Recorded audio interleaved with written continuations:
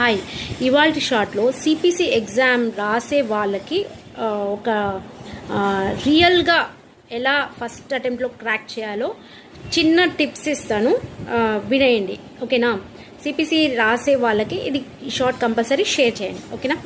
CPC రాసే వాళ్ళు చాలా కమిటెడ్గా, మీరు జస్ట్ 1000 2000 స్పెండ్ చేయట్లేదు.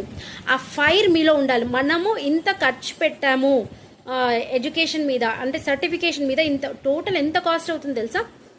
Close to 65,000 to 70,000 just examination fee అవుతుంది. ఇంకా కోచింగ్ ఇన్స్టిట్యూట్, ట్రైనింగ్ ఇన్స్టిట్యూట్ వాళ్ళ ఫీజ్ సెపరేట్ ఉంటుంది, బుక్ మెటీరియల్స్ ఫీజ్ సపరేట్గా ఉంటుంది.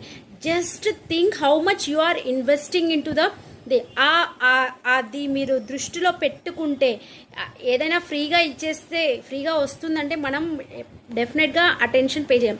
సో మీరు అంత పే చేస్తున్నారంటే you have to crack the CPC exam.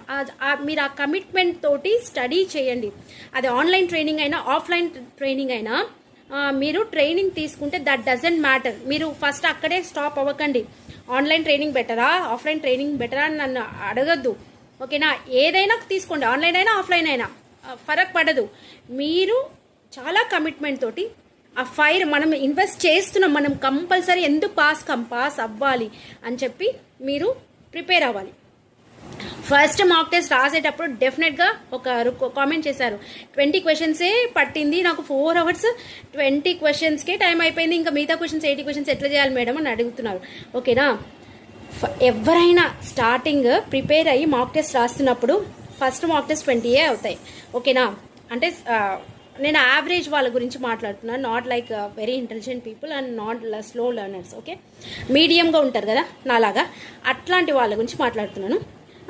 First ఏంటంటే, ఫస్ట్ మాక్ టెస్ట్కి సెకండ్ మాక్ టెస్ట్కి 20 క్వశ్చన్స్ అయిపోతుంది. ఫస్ట్ మాక్ టెస్ట్ 20 చేస్తారు అనుకోండి, సెకండ్ మాక్ టెస్ట్ 40 అయిపోతారు, థర్డ్ మాక్ టెస్ట్ 60 చేసేస్తారు, ఫోర్త్ మాక్ టెస్ట్ 80కి వెళ్ళిపోతారు, ఫిఫ్త్ అట్లా 10 మాక్ టెస్ట్ రాస్తే మీకు ఎగ్జామ్ కంప్లీట్ అయిపోయి ఇంకా రివిజన్కి టైం మిగులుతుంది.